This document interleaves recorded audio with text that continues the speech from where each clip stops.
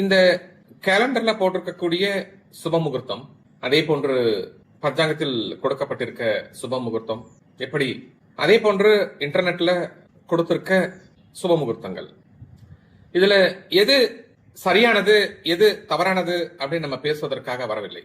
ஆனால் ஏதோ ஒரு கோணத்தில் ஏதோ ஒரு மூலையில் தவறுகள் நடந்த வண்ணம் இருக்கின்றது.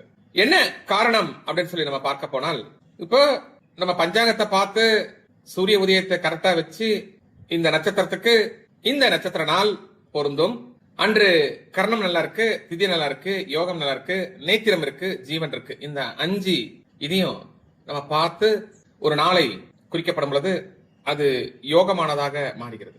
ஆனால் மக்களிடையே என்ன ஒரு இதுன்னா, ஒரே ஒரு வார்த்தை சுப முகூர்த்தம் அப்படின்னு சொல்லி கேலண்டர்லயோ இல்ல ஏதோ பேப்பர்லயோ அப்படி பிரிண்ட் ஆகி வந்துச்சு அப்படின்னா வேற எதையும் பாக்குறது இல்ல. அந்த சுப முகூர்த்தம் எதற்காக